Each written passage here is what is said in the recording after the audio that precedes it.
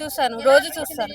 Episode బానే ఉంది, కాకపోతే కొంచెం ఆ, అంటే వైల్డ్ కార్డ్ ఎంట్రీస్ వచ్చాయి కదా, తర్వాత నుంచి కొంచెం ఎక్కువ గొడవలు అన్నట్టు అనిపిస్తుంది. ఓకే, ఎవరు ఎక్కువగా గొడవలు అనవసరంగా చేస్తున్నారంటారు?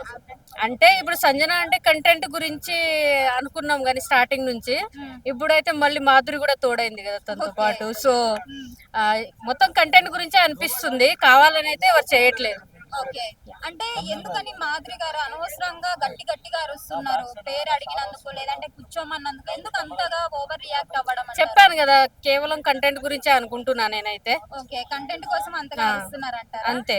ఇప్పుడు ఫోకస్ ఒక మనిషి మీద పోవాలంటే అక్కడ గొడవ అయినా జరగాలి, లేకపోతే ఎమోషనల్ గా అయినా ఉండాలి కదా.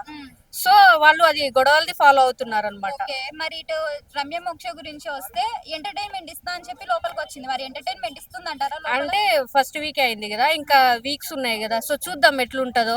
కానీ బానే అనిపించింది, ఆ అమ్మాయి కూడా బానే అనిపించింది, బానే చేస్తుంది, పర్లేదు. మరి బయట అంటే అందరికీ అబ్బాయిలతో పోరాడుతుంది కదా బాగా కష్టపడి. సో మీకు ఎలా అనిపిస్తుంది? అంటే ఇంకా గేమ్స్ ఏం ఆడలేదు కదా తను, గేమ్స్ ఆడిన తర్వాత మనకు అర్థం అవుతుంది ఎట్లా ఏంటిది ఇప్పుడు అనేది. ఆడిన 2-3 games లో బాగా ఆడుతుంది. అవునవును, బానే ఆడుతుంది, బట్ ఇంకా ఫర్దర్ వీక్స్ చూస్తే మనకు అర్థమైపోతుంది ఎవరు ఏంటిది అనేది.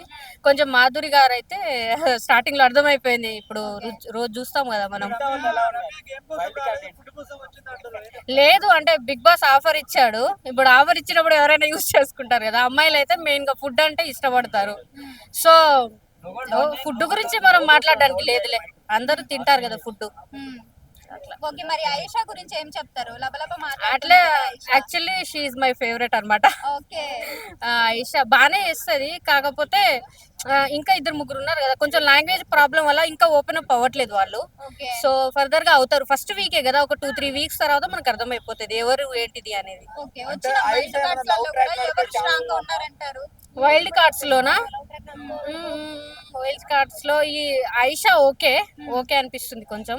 ఇంకా ఎవరు ఉన్నారు వాళ్ళు గుర్తుకు రావట్లేదు. నిఖిల్ నైరు, గౌరవ్, లేదు లేదు లేదు, నాకు ఆయిషానే కొంచెం స్ట్రాంగ్ అనిపిస్తుంది. ఓకే. మాధురి గారి గేమ్ ఎలా ఉంది? మాధురి గారి గేమ్ అంటే ఇప్పుడు బానే ఉంది, కానీ కొంచెం అరవడం తక్కువ చేసుకుంటే ఇంకా బాగుంటది. ఓకే.